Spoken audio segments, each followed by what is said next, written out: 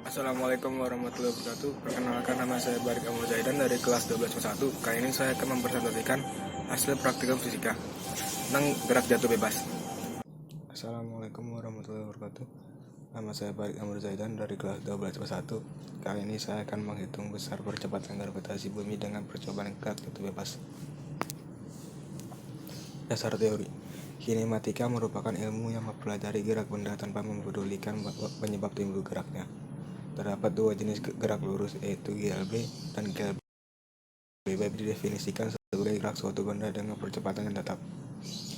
Suatu benda yang jatuhkan dari suatu ketinggian tanpa kecepatan awal, maka massa benda tersebut akan mengalami gerak jatuh bebas, dan gerak ini dipengaruhi oleh percepatan gravitasi bumi. Jatuh bebas termasuk GLBB, sehingga memiliki percepatan tetap.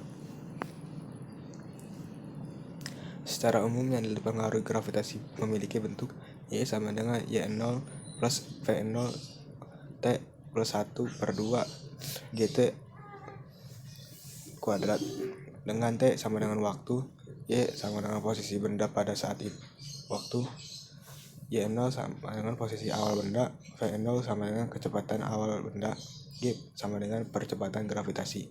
Akan tapi khususnya GJB diperlukan syarat tambahan, yaitu V0 sama dengan 0, sehingga rumusnya menjadi Y sama dengan V0 T plus 1 per 2 GT akar 2 kuadrat.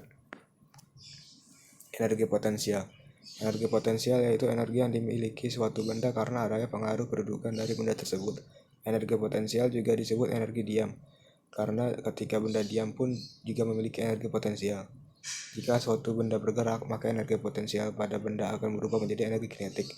Energi potensial ada beberapa macam, yaitu energi potensial listrik, energi potensial gravitasi, dan energi potensial pegas. Energi kinetik. Energi kinetik adalah energi yang dimiliki suatu benda karena gerak yang dilakukan atau dialaminya.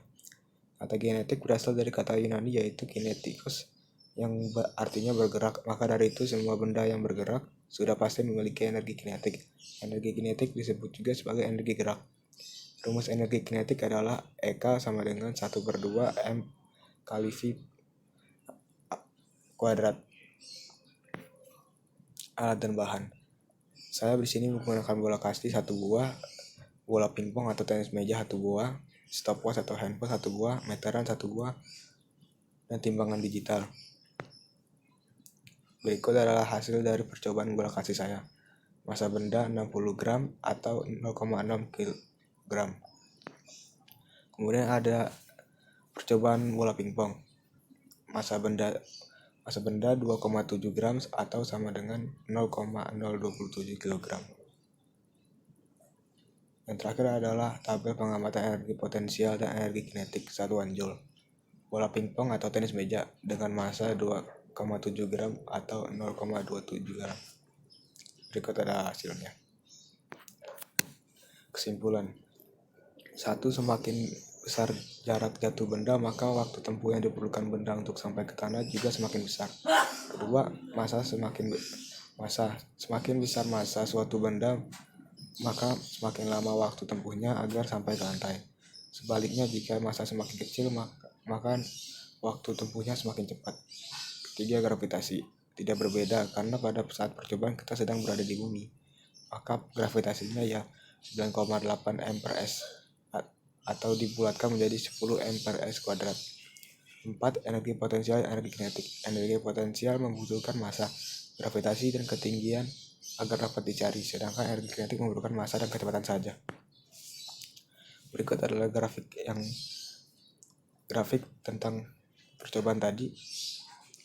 Yang merah adalah bola kasti, yang hijau adalah bola pingpong. Dari hubungan besaran apa saja yang diperoleh, jelaskan bagaimana cara memperolehnya. Melakukan praktik menggunakan stopwatch dan meteran, hubungan keduanya membantu menemukan hasil. Jika dua benda berbeda beratnya dijatuhkan secara bersamaan, manakah yang lebih dulu? Saya menggunakan bola kasti dan bola pingpong dalam percobaan saya. Bola pingpong lebih dulu sampai ke tanah daripada bola kasti. Kemudian dari percobaan tadi dapat disimpulkan bahwa masing-masing bola yang berbeda massanya akan berbeda juga waktu tempuhnya dari ketinggian yang telah ditetapkan sampai ke lantai. Benda dengan massa yang lebih besar akan lebih cepat dibandingkan benda yang massanya lebih kecil. Hal ini berkaitan dengan massa benda dan waktu tempuh benda. Semakin besar jarak jatuh benda sama dengan waktu tempuh semakin besar. Sekian dari saya, kurang lebih yang mohon maaf. Assalamualaikum warahmatullahi wabarakatuh.